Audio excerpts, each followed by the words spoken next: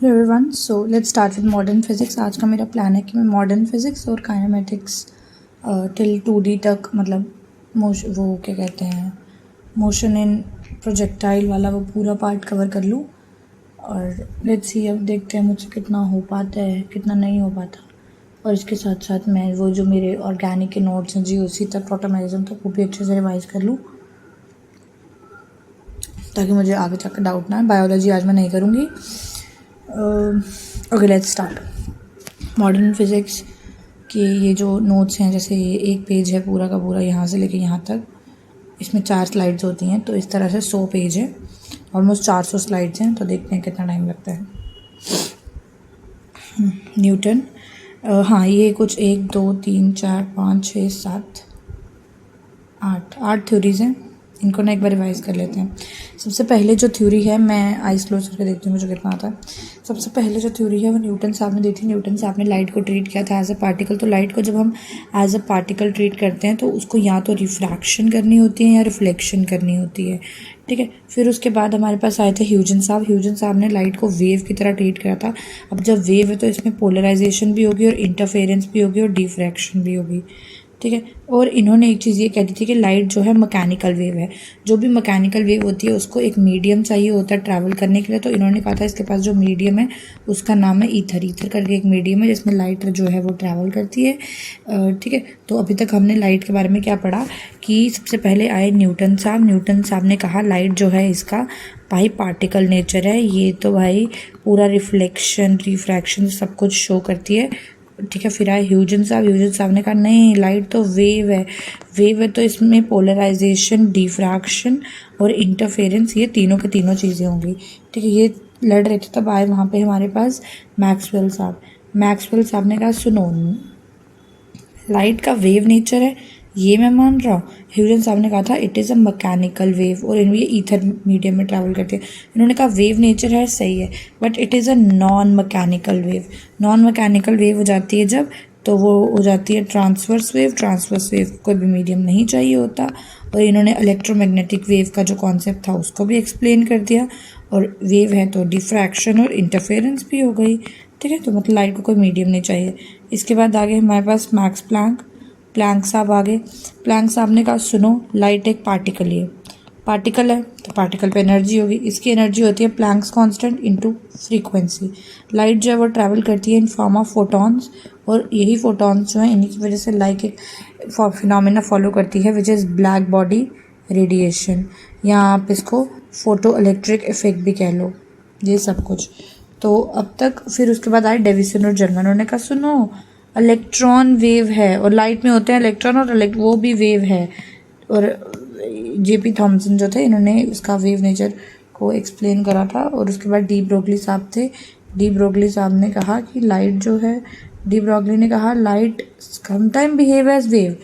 D Broglie ने कहा कि light sometimes behaves as wave and sometime behave as particle. It depends upon the lambda wavelength। वो जो object है उसकी वेवलेंथ पे डिपेंड करता है कि लाइट को कौन से किस में कैसे कैसे अपने आप को एक्सप्रेस करना है, ठीक है। तो मेरे को अब इसको मैं सोच रही हूँ, पहले मैंने लिख नहीं रही थी, मुझे पता कैसे चलेगा कि ये चीज़ मुझे लर्न हो गई है। तो I will write it down in a short notes type. मैं फटाफट जल्दी जल्दी 2 मिनट में लिख देती हूँ। पहले न्यूटन साहब आए।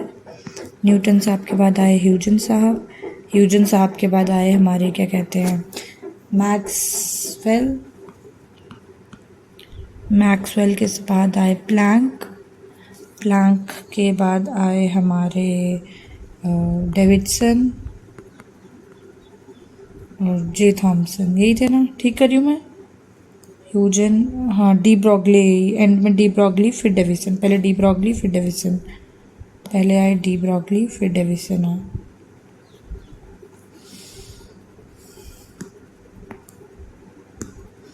पहले आए डी ब्रोगली फिर आए डेविसन, ठीक है। अब न्यूटन साहब ने क्या कहा ये देख लेते हैं। न्यूटन साहब ने कहा देखो, लाइट जो है ये है पार्टिकल नेचर की। पार्टिकल नेचर है तो रिफ्लेक्शन भी है, रिफ्रैक्शन भी है। ह्यूजन साहब ने कहा सुनो, लाइट का है वेव नेचर, ये है हमारी मैकेनिकल वेव, मीडियम है इसका ईथर, और वेव है तो पोलराइजेशन तो होगा पोलराइजेशन, डिफ्रैक्शन और इंटरफेरेंस। मैक्सवेल ने कहा सुनो वेव है मान रहा हूँ लेकिन है नॉन मैकेनिकल, यानी कि ट्रांसवर्स वेव, नो मीडियम, और इंटरफेरेंस भी है और डिफ्रैक्शन भी है। फिर आए प्लैंक ने कहा सुनो पार्टिकल ही है और भी फोटॉन्स की फॉर्म में ट्रैवल करती है और एनर्जी इसकी HF है और एक फिनोमिना भी है फोटो इलेक्ट्रिक इफेक्ट। ठीक है, इसी को ब्लैक बॉडी रेडिएशन, इसी को क्रॉम्पटन इफेक्ट कहते हैं। डी ब्रॉगली ने कहा अच्छा जी इलेक्ट्रॉन वेव है। इन्होंने इसको प्रूफ कर दिया डेविसन और जर्मन ने, एक्सपेरिमेंटल प्रूफ। तो ये रही वो सारी की सारी थ्योरीज जो होनी चाहिए थी। ठीक है,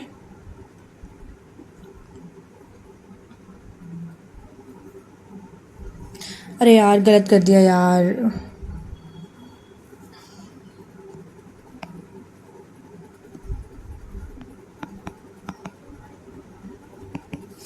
डेविसन ने कहा था लाइट हैज़ ड्यूअल नेचर, ये चैप्टर का नाम भी ड्यूअल नेचर है।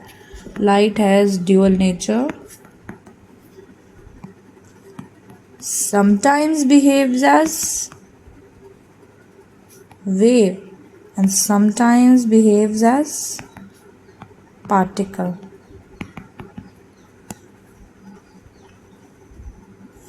अब अगला लाइट का क्या क्या क्या फॉलो करती है। अच्छा टॉपिक क्या क्या है इसमें, लाइट है, पावर है लाइट की, इंटेंसिटी, रेडिएशन प्रेशर,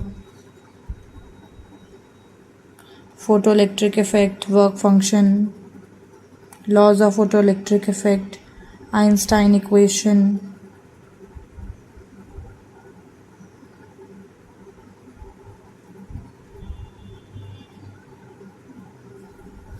टोटल हैं कितने लेक्चर इसके ड्यूअल नेचर के?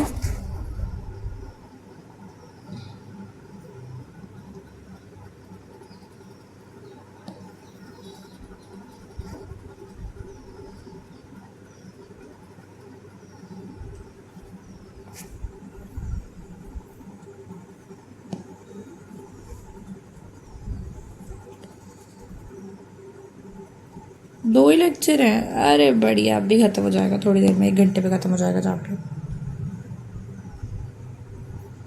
माना काफ़ी बड़ा है बट हो जाएगा जल्दी ख़त्म। चलो भाई शुरू करते हैं लाइट के बारे में, 2 ही लेक्चर हैं बस। ठीक है, लाइट बिहेव एज रे, लाइट जो है वो रे की तरह बिहेव करती है। हाँ, जब ऑब्जेक्ट बड़ा हो तो वेव की तरह, जब दोनों सेम हो तो रे की तरह तब, जब ऑब्जेक्ट बड़ा हो, वेव की तरह तब, जब दोनों सेम सेम हो, और फोटोन और पार्टिकल तब जब किसी इलेक्ट्रॉन, प्रोटॉन, न्यूट्रॉन या अल्फा पार्टिकल से इंटरैक्ट कर रही हो। ठीक है, तो रे की तरह तब जब ऑब्जेक्ट की लेंथ बड़ी हो तो रे की तरह, जैसे मैं एक टेबल पे लाइट मार रही हूँ एक टॉर्च की, तो ये यहाँ पे अब रे की तरह एक्ट करेगी, रे की तरह एक्ट करती है ना, तो इसे रिफ्लेक्ट हो जाती है। लेकिन अब ऑब्जेक्ट भी ऐसा है और ये भी ऐसी है, तो इसके साथ ऐसे ऐसे हो जाएगी, वेव बन जाएगी। अब फोटोन पे मार रही हूँ तो पार्टिकल बन जाएगी। ठीक है, फोटोन की तरह एक्ट करेगी।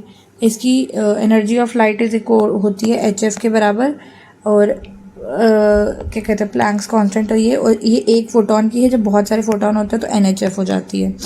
एनर्जी ऑफ लाइट बीम में तो मतलब बहुत ज़्यादा होगी तो N, और E1 मतलब energy of a photon that is NHF, F is equal to C by lambda, speed of light in vacuum divide by wavelength, number of photon, ये ऐसे आ जाएगा। ठीक है, तो मैं फटाफट लिख लूँ। अगर यार रुक जा यार एक जगह, अगर लेमडा ऑब्जेक्ट का बड़ा है लेमडा ऑफ लाइट से, तो पार्टिकल, वेव जब lambda object is equal to lambda light, और फोटोन तब जब इलेक्ट्रॉन, प्रोटॉन और पार्टिकल्स हो ऐसे। Energy is equal to NHF, energy of ray, है ना, ये हो गया। चलो E is equal to HF is equal to C by lambda, F is equal to H is equal to 6 into 10 to the power minus 34 joule per second, joule per second नहीं joule second. H is equal to 6.6 into 10 to the power minus 34 joule second. H is equal to 6.6 into 10 to the power minus 34 joule second. Frequency is equal to C by lambda, Planck's constant, ये सब हो गया। This 2 into 10 to the power minus 25, 2 into 10 to the power minus 25 और 1200, वो तो मुझे पता है 1200 वाला, वो फार्मूला मुझे हमेशा याद रहता है। 2 इंटू 2.25 होगा यार, नहीं 2 into 10 to the power 2 into 10 to the power minus 25 divide by lambda. ये नैनोमीटर में है क्या, जूल में, मीटर और जूल, मीटर जूल में। और energy is equal to 12400 divide by lambda, ये नैनोमीटर में और ये एंगस्ट्रॉन में। पता नहीं यार, मेरे को अच्छे से याद नहीं है। हाँ, angstrom eV, angstrom eV, angstrom eV. 1 EV electron volt is equal to 1.6 into 10 to the power minus 19 coulomb, है ना, यही है ना। जूल रिया यार, एक तो ये भैया 1.6 into 10 to the power minus 19 joule is equal to 1 electron volt.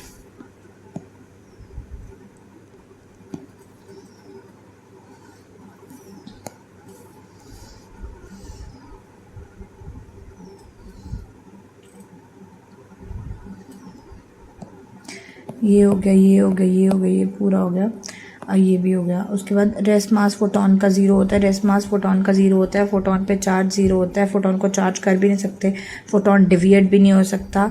X ray जो है वो कुछ नहीं है, collection, X-ray is a collection of, collector of photon, X-ray is collector ना, एक्सरे भी तो डिविएट नहीं होती।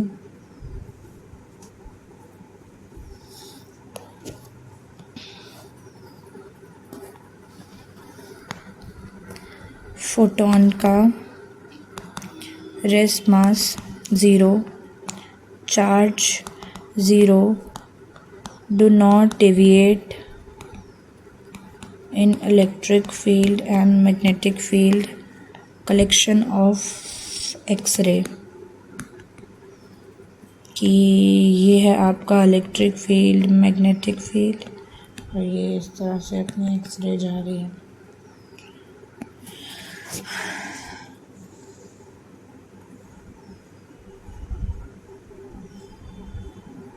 फोटोन की स्पीड मीडियम में होती है, C बाय में 1 बाय में, ये नहीं पता यार।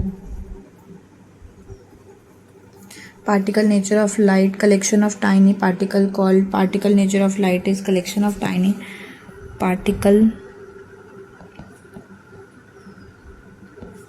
नेचर ऑफ लाइट फोटॉन्स की वजह से है। एनर्जी बढ़ेगी तो फ्रीक्वेंसी भी बढ़ेगी, energy is directly proportional to frequency, हाँ ये है ना। E is equal to HF, अगर एनर्जी बढ़ेगी तो फ्रीक्वेंसी भी बढ़ेगी, और अगर एनर्जी बढ़ेगी तो लेमडा कम होगा।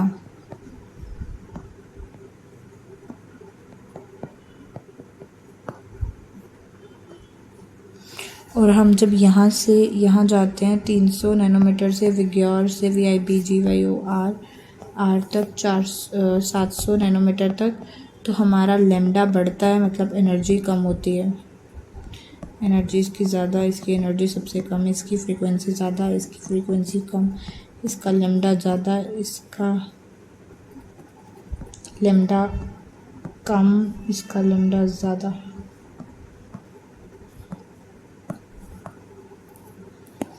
ठीक है,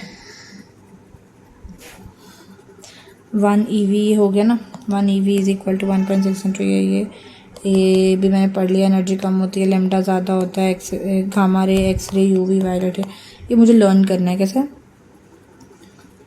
gamma x UV micro radio,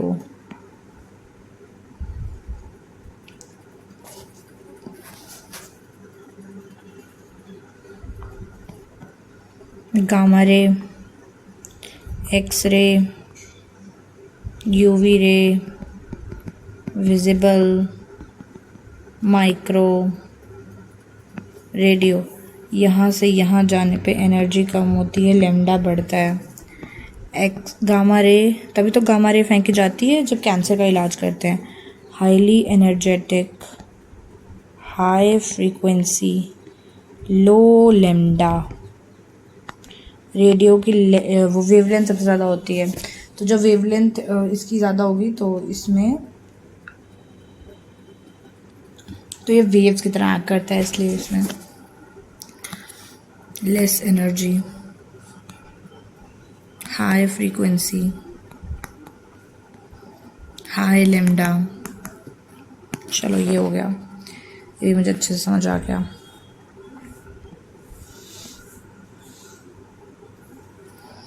photon, power of energy light beam के लिए। फॉर पावर, एनर्जी कितनी पर सेकंड गिर रही है, वही पावर है एनर्जी की। एनर्जी कितनी पर सेकंड गिर रही है, एनर्जी कितनी पर सेकंड गिर रही है, एनर्जी कितनी पर सेकंड गिर रही है फॉर लाइट बीम। इसको मैं सॉल्व करती हूँ। पावर ऑफ लाइट,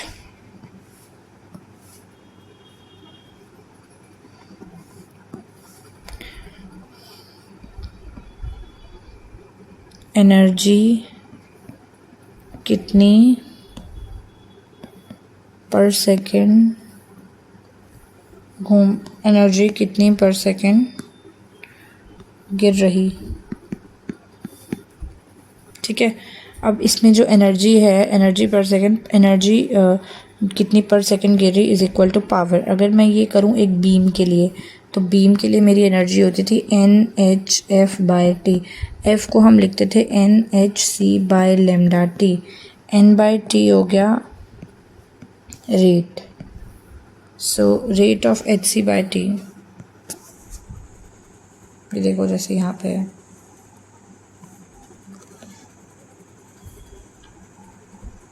अब ये नहीं, ये N/T, ये हो गया रेट ऑफ फोटोन पर सेकेंड, तो ये हो गया पावर रेट, है ना। अब रेट का ये तो हो गया रेट।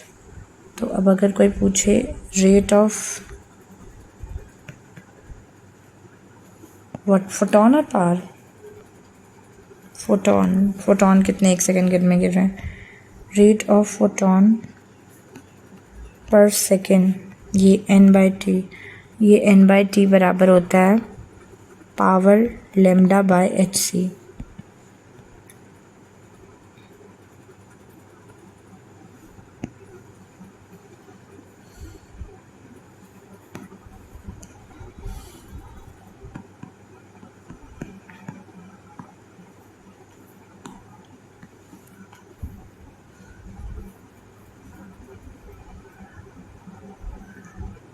ये देखो रेट भी हो गया। ठीक है, अब ये सवाल सॉल्व करके ट्राई करते हैं। ठीक है, सवाल में क्या है, इस सवाल में है total energy, total momentum conserve है एक इलेक्ट्रॉन फोटोन इंटरेक्शन में। देखो फोटोन इलेक्ट्रॉन के साथ करे तो फोटोन बन के करेगा, but no photon are preserved, photon नहीं बच रहा है। ठीक है, तो पेयर प्रोडक्शन में जब दो गामा रिएक्ट करते हैं तो एक इलेक्ट्रॉन पॉजिटिव, एक पॉजिट्रॉन बनता है, एक इलेक्ट्रॉन बनता है उसका एंटी पार्टिकल। तो pair annihilation, photon, first photon, दो फोटोन मिलते हैं तो एक पॉजिट्रॉन और एक वो। इनके अकॉर्डिंग अगर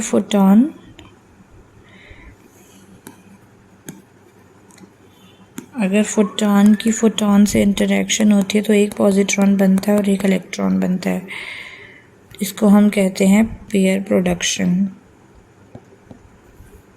सवाल था कि इसकी और इसकी इंटरेक्शन हो रही है, pair annihilation.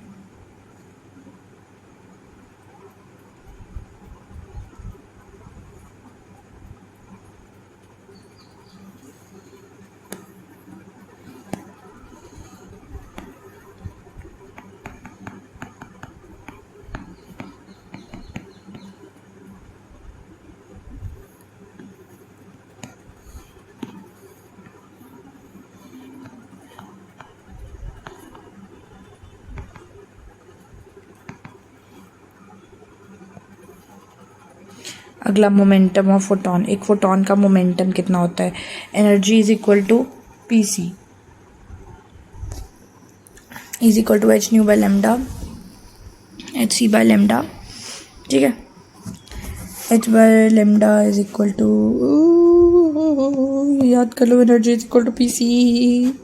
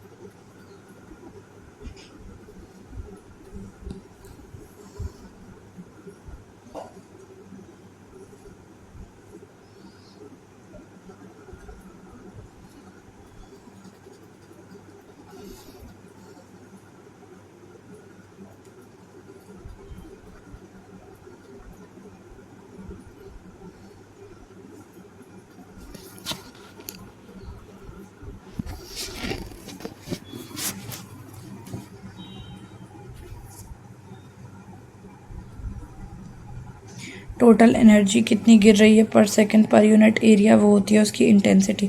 Total energy per unit कितनी गिर रही है, वो तो उसको हो गई उसकी पावर। एनर्जी बाय टाइम तो उसके हो गया उसका पावर। पावर बाय एरिया होता है आगे इंटेंसिटी। तो एक बार यहाँ लिख लेते हैं तो अच्छे से समझ आ जाएगा कि एनर्जी पर यूनिट टाइम तो हो गई आपकी पावर।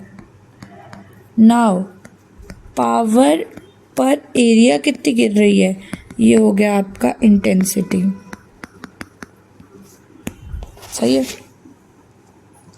फ्रीक्वेंसी मीडियम पे डिपेंड नहीं करती और डिस्टेंस फ्रॉम सोर्स पे भी डिपेंड नहीं करती, वो सिर्फ नेचर ऑफ सोर्स पे डिपेंड करती है।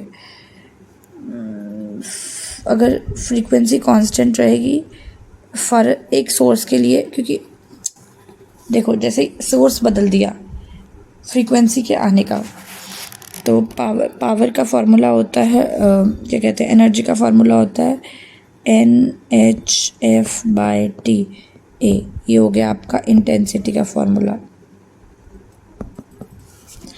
अब ये इंटेंसिटी के जो फार्मूला है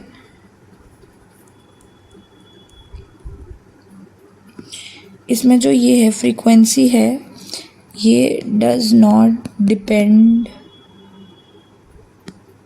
on anything except nature of source। Source बदल दिया तो फ्रीक्वेंसी भी बदल जाएगी, सोर्स बदल दिया तो फ्रीक्वेंसी भी बदल जाएगी। ठीक है, ये सब कांस्टेंट रहेगा। H कांस्टेंट है, A कांस्टेंट, T कांस्टेंट है, N। तो intensity directly proportional to number of photon crossing from unit area per second. Photon flux, intensity is nothing, photon flux, कितना फोटॉन कितने एरिया से कितने टाइम में निकल रहा है, नथिंग। अगर सोर्स के बारे में कुछ नहीं दिखा तो सोर्स सेम रहेगा, तो intensity directly proportional to number of photon. अगर फ्रीक्वेंसी सेम है लेकिन अगर सोर्स चेंज हो रहा है तो इंटेंसिटी फोटॉन से डायरेक्टली परपेंडिकुलर रहेगी और फ्रीक्वेंसी से भी रहेगी। तो ये हम यहाँ पे लिख लेते हैं कि intensity is directly proportional to number of photon only when frequency is constant, no change in source, or intensity is directly proportional to NF. Intensity is nothing, photon flux.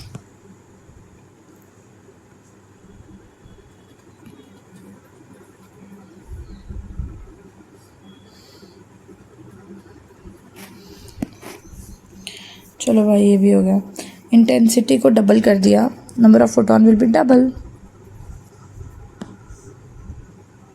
मैं जैसे जैसे पेज करते जाऊँगा मैं डिलीट करते जाऊँगा, मुझे इतना मज़ा आएगा। ये PDF इतना छोटा होता जा रहा है, ये पूरा PDF मुझे ख़त्म करना है नीट से।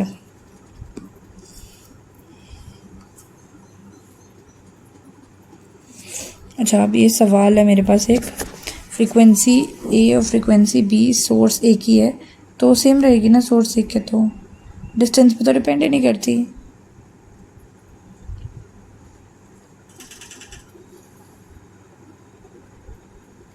पहला क्वेश्चन ये रहा ना, तो इसका तो आंसर है कि सेम रहेगी, क्योंकि डज नॉट डिपेंड ऑन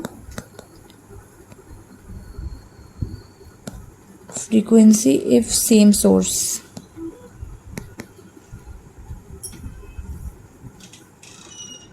ठीक है। Ratio of number of photon per unit area. अच्छा इसके यहाँ पे करना ratio of number of photon per unit area. ये फ्रीक्वेंसी का सोर्स है, सोर्स सेम है तो फ्रीक्वेंसी कोई दिक्कत नहीं होगी। अच्छा ये हो गया RA और ये हो गया B। इंटेंसिटी, चलो अगर ये चीज़ है तो हमारा एरिया भी चेंज हो जाएगा। ठीक है, πr² होता है ना, तो एरिया नीचे आता है तो intensity is inversely proportional to r² होता है। सेम पॉइंट के लिए intensity is inversely proportional to 1/r²। Intensity is inversely proportional to 1/r का स्क्वायर, r का स्क्वायर ना। तो for this one intensity is equal to 1/r², for this one intensity is equal to 1/4r²। काट दो 1:4, मतलब 4:2 नीचे से ऊपर, हाँ 4:1 भाई। πr² और 2r का स्क्वायर, 4r का स्क्वायर और r², 4:1। इफ़ इसके बाद ये वाला पेज आता है रेडिएशन प्रेशर ना। रेडिएशन प्रेशर क्या होता है? ये एक कंपोजिट एब्जॉर्वेटिव सरफेस है, ये पूरा एब्जॉर्ब कर लेगा इसको अपने अंदर। लेकिन अगर मेरे पास रिफ्लेक्टिव सरफेस है, वो जैसे गई वैसे वापस भेज देगा उसको। पता नहीं एम वेव में क्या डिस्कस करा है क्या नहीं करा, वो मुझे नहीं पता, लेकिन मुझे इसका पता है। अगर कंप्लीटली एब्जॉर्वेटिव सरफेस है तो जितना गया वो भी पूरा का पूरा एब्जॉर्ब हो जाएगा। प्रेशर हो जाएगा I/C। Power is equal to AC, power by AC। Force is equal to pressure into area is equal to power into वो उसका जो एक सॉरी लग गई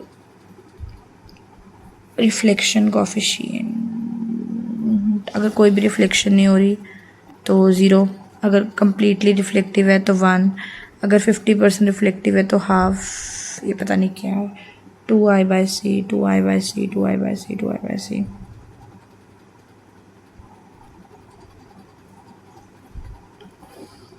radiation pressure in term of absorptive coefficient और रिफ्लेक्टिव कोफिशिएंट। एब्जॉर्वेटिव अगर कहीं absorption हो रही है तो P/AC आता है, और अगर कहीं ये आ रहा है तो 2P/C।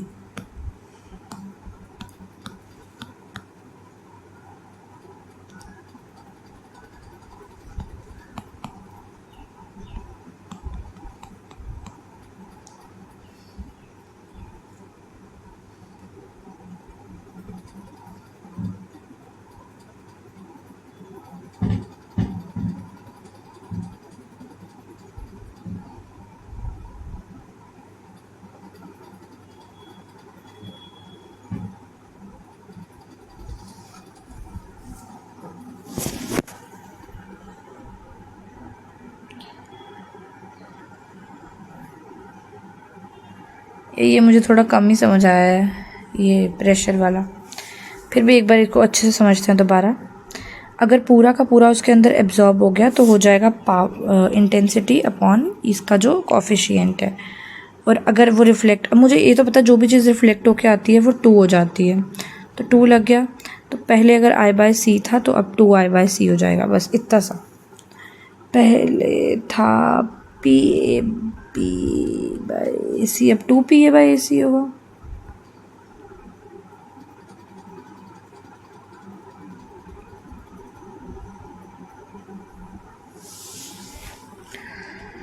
अगर ग्रीन और रेड लाइट में सेम पावर है तो ज़्यादा नंबर ऑफ फोटोन किस में होंगे? दोनों में पावर सेम है।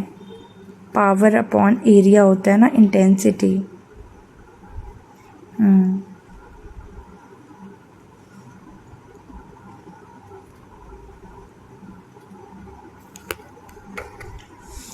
दोनों की पावर सेम है। पावर का फॉर्मूला होता है एनर्जी अपॉन टाइम। तो पावर दोनों की सेम है, मतलब टाइम पे तो कुछ नहीं होगा, टाइम तो सबका सेम ही होता है। एच भी सेम होगा, energy is equal to NH C/λ NHF और टाइम सेम है सबका, एच भी सब में सेम होगा, एन और एफ अलग अलग होंगे। So N of green light into frequency of green light, अगर पावर सेम है तो N of red light into frequency of red light. तो ग्रीन लाइट की फ्रीक्वेंसी तो हमारी क्या होती है, VIBGYOR। ग्रीन लाइट की फ्रीक्वेंसी जो है ये ज़्यादा होती है, रेड लाइट की फ्रीक्वेंसी कम होती है। तो रेड लाइट के नंबर ऑफ फोटॉन ज़्यादा होंगे ग्रीन लाइट से। Yes, find the frequency in 1 mega electronvolt photon. 1 EV में जो फोटॉन होते हैं वो होते हैं 1.6 × 10⁻⁻19 जूल। मेगा है तो 10⁻³ × 10⁻³ मेगा है, नहीं 10⁻³ तो किलो के लिए होता है, मेगा में तो 6 हो जाती है। 10⁻6 दोनों साइड कर दो,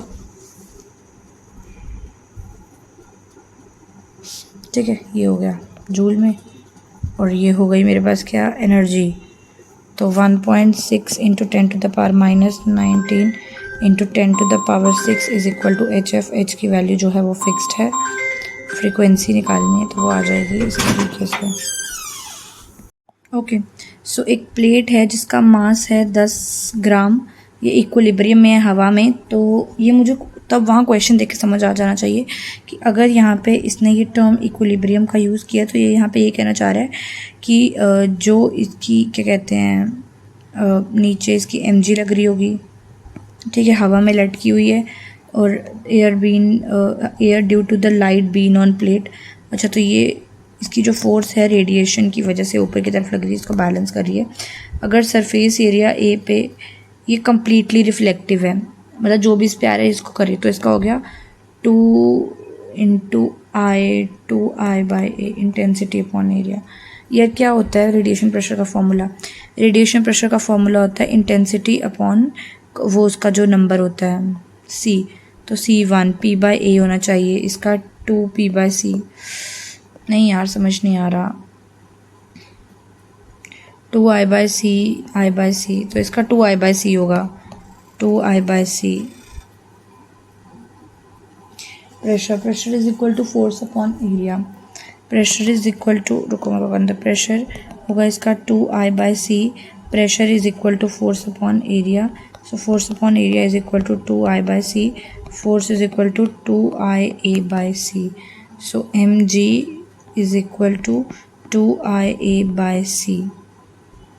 m is equal to 10, 0.01 into 10 तो 0.1। so 0.1 is equal to 2IA/C है ना। मुझे निकालना क्या है, पावर निकालनी है ना, है ना। So power is what,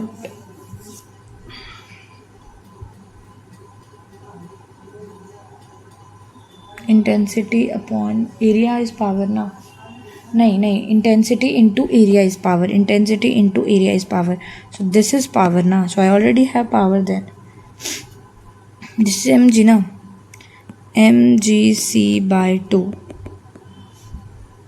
mgc/2, या आई गॉट इट राइट। ठीक है, तो अब मैं यहाँ से जो मैंने कहा ना क्वेश्चन सॉल्व करके you can get any topic understandable. तो मैं इसको यहाँ पे लिख लूँ कि अगर कोई ऐसा एरिया है जहाँ पे ये गया कम्प्लीटली एब्जॉर्ब हो जाएगा, तो इसका radiation pressure is equal to I/C। लेकिन अगर वैसे ही कोई सरफेस है जो एब्जॉर्वेटिव कम्प्लीटली रिफ्लेक्टिव है, जो क्या है कम्प्लीटली रिफ्लेक्टिव, तो ये ऐसा और ये ऐसा वापस, तो इसका आंसर आएगा रेडिएशन प्रेशर का 2I/C। Now in force is equal to force upon area is equal to pressure, and so this क्या कहते हैं I/C is equal to P/A, F upon A is equal to I/C, force is equal to IA/C, है ना। और intensity into area जो है ये हमारे पावर के बराबर होता है, और इंटेंसिटी तो force is equal to power upon this. ठीक है, same goes for this, force upon area is equal to 2I/C, force is equal to 2IA/C, और force is equal to 2P/C।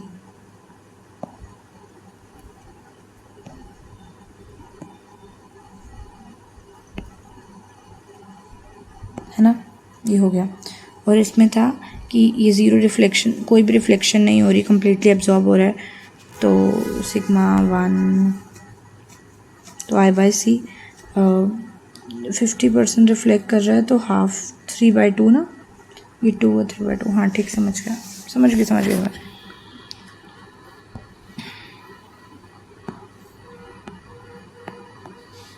चलो भाई delete,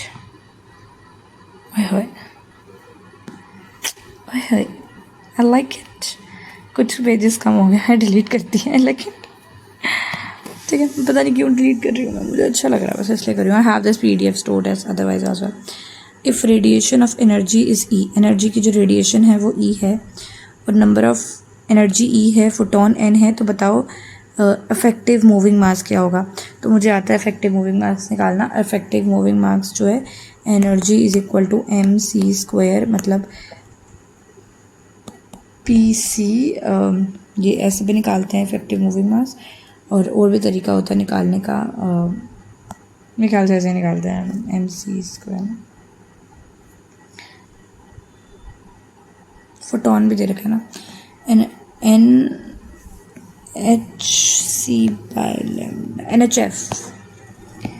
NHF is equal to PC mc², C/λ, C cut गया MC, NH/λ is equal to NHC/λ,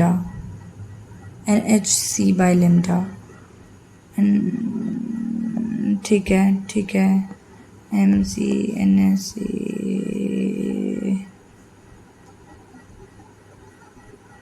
हाँ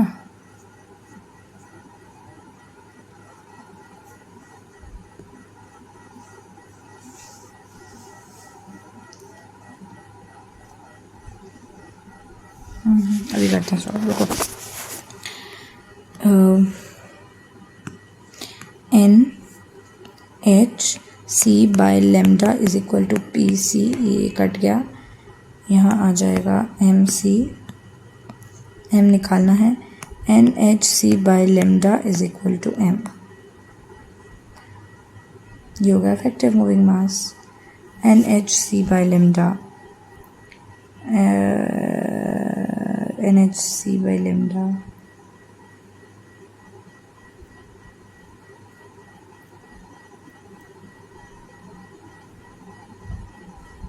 No, I am doing it wrong like that.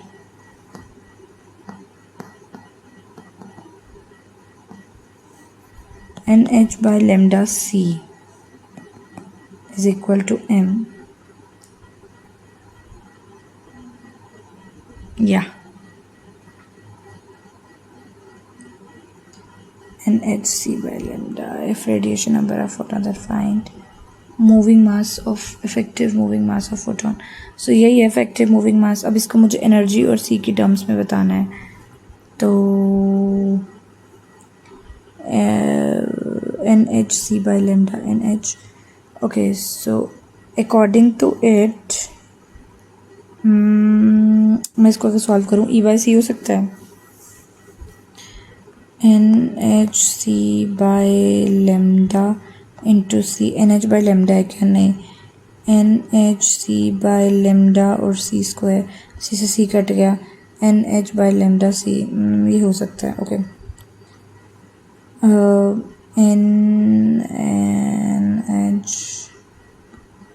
ये नहीं मुझे समझ आ रहा. मैं फिर करती हूँ. मैंने जो करा था वो तो गलत है. 53%. वही हूँ मैं 53% वाली idiot.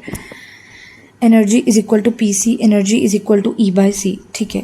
MC is equal to E by C. E is equal to MC square. E is equal to MC square. ये तो सबको पता है. E is equal to MC square.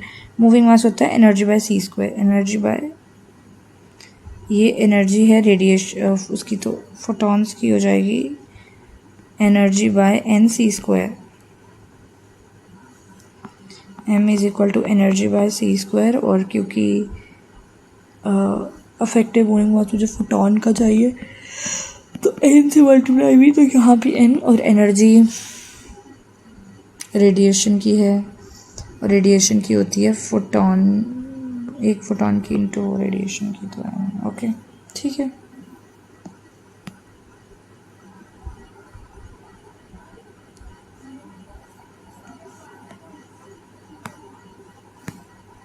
गलत हो गया भाई. देखना पड़ेगा दोबारा से. चलो ये वाला करके देखते हैं एक बार. What is energy in joule associated with photon और वेवलेंथ 400 एंगस्ट्रॉन. एनर्जी निकालनी है जूल में. वेवलेंथ दे रखी है मुझे किस में? एंगस्ट्रॉन में ना. जूल में पता नहीं. 12400 डिवाइड बाय 4000. 2 शून्य 2 शून्य से 2 शून्य कट गए. 40 और 124. 10 31. 3.1 3.2. 124 से 3.1. 3.1 हो गया. 3.2 3.1 नहीं है. 3.1 इलेक्ट्रॉन वोल्ट में आई है ये. इलेक्ट्रॉन वोल्ट को जूल में करना हो. 1 electron volt is equal to 1.6 into 10 to the power -19 joule. 3.1 into 1.6.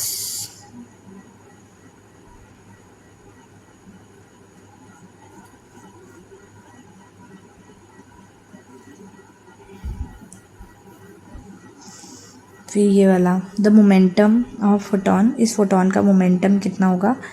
अच्छा मोमेंटम बताना है. वेवलेंथ दे रखी है मुझे किसमें? एंगस्ट्रॉन में. फोटॉन का momentum energy is equal to P into C. E PC is equal to वो क्या कहते हैं 1240 अपॉन क्या कहते हैं 5000. तो ये EV में आएगा मेरे पास. ये शून्य शून्य कट गए. 124 और ये 25 और ये 62. 25 और 62. 5 और 1 और 2.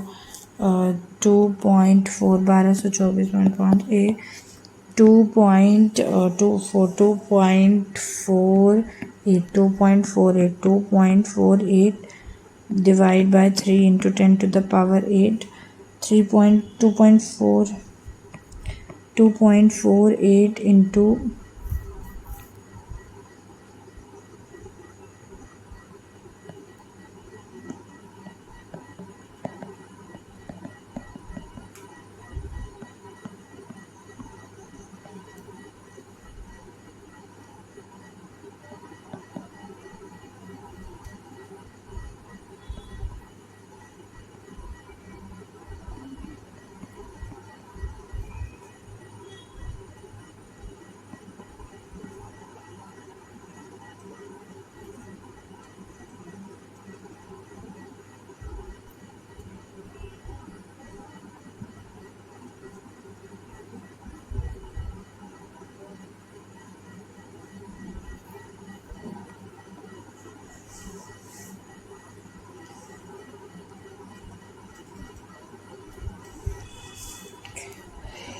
photon in a motion has mass.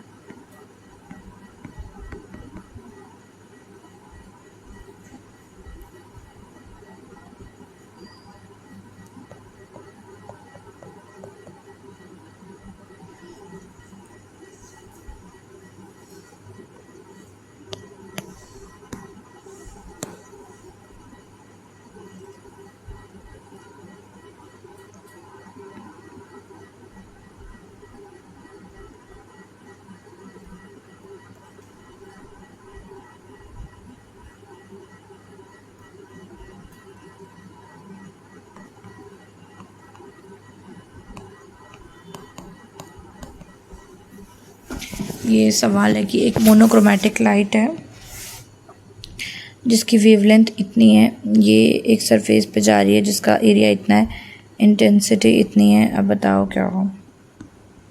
तो सॉल्व करके देखते हैं। इंटेंसिटी का फॉर्मूला होता है पावर अपॉन एरिया, पावर होता है energy NHF upon time into area, ये होगा इंटेंसिटी का formula NHF/T/A।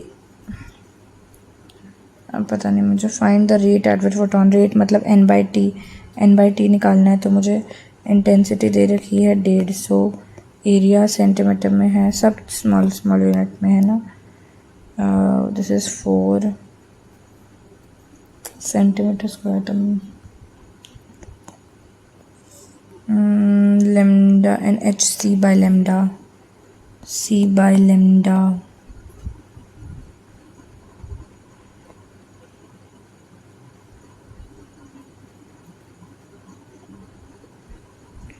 to lambda which is 3000 divide by h into c, 2 into, जब वो नीचे वाला यार उसको मीटर में करके और जवाब हमें जूल में चाहिए हो ना, जूल में, तो 2 इंटू 10⁻⁻25 होता है। 2 इंटू 10⁻⁻25, इसको मीटर में करने के लिए 10⁻10, ये दो बार, एक बार में 100 होता है तो दो बार में माइनस, और 150 मिली है ना 10⁻3। अब हो जाएगा सॉल्व।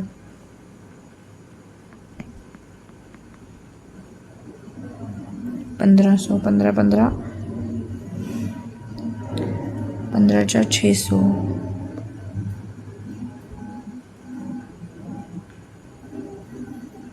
300, 900, ठीक है। क्या अगर एक फोटोन है जिसकी वेलोसिटी c है और फ्रीक्वेंसी ये है, which of the following presents with wavelength, frequency is equal to c/λ।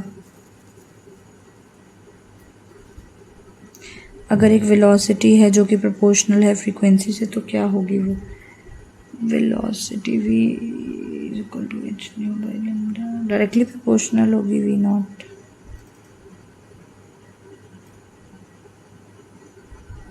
One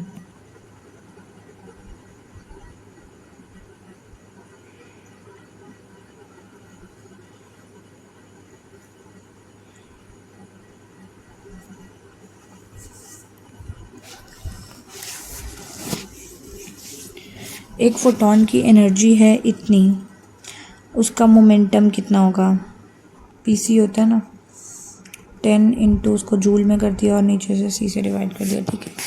एक वेवलेंथ है जिसका एक्सरे भी मतलब फोटोन इतना है, the mass of fictitious is इतना, having same energy, the mass of a fictitious particle having same energy as is इतना, find the value of x। 2 तरीके का सवाल है। I need to solve this. मैं पहले इस पूरे को कवर करूँगी। Now I the wavelength of X-ray beam is इतना, which is 10 into 10 to the power minus 10 into 10 to the power minus 10, what we call it, 10 into 10 to the power minus 10 meter. Now something else has same energy, E is equal to NHC/λ, wavelength of X-ray beam, E is NHC/λ, NHC/λ, same, the mass NHC/λ, E is equal to mc square, x into 3hc square is equals to NHC is equal to hc/λ, which is 10 into 10 to the power minus 10. c cut गया, h से h cut गया, एक c रह गया, 3 into 3 into 10 to the power 8x is equal to 1/10 into 10 to the power minus 10, which is 10 to the power minus 9. 10 to the power 10 to the power minus 1, 9 into 10 to the power minus 1, 9 into 10 to the power minus 1.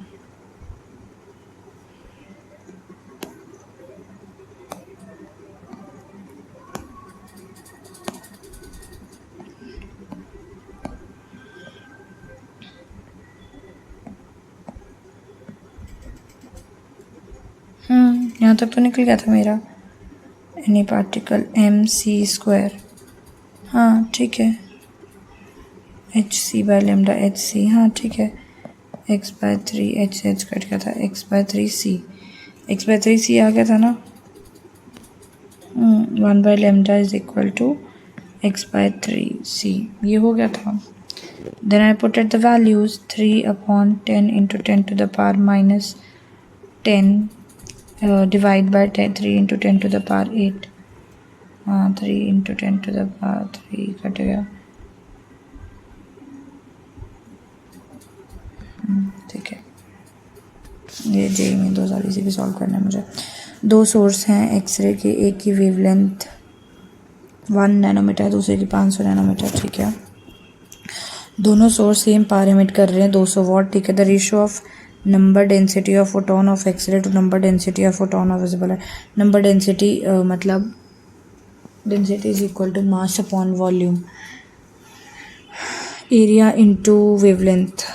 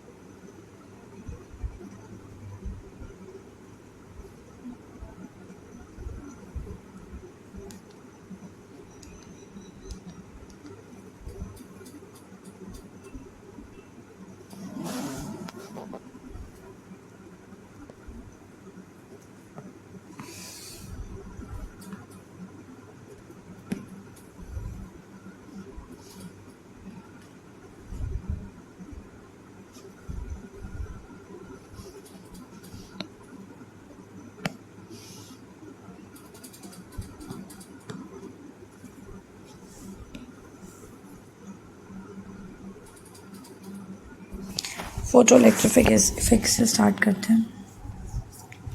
अब देखो मैं बचा कितना है यार. बहुत ही time लग रहा है यार. फोटो इलेक्ट्रिक इफेक्ट 1 2 3 4 5 6 7 8 9 10 11 12 13 14 15 16 17 18 19 20 21 22 23 24 पेज रह गए हैं.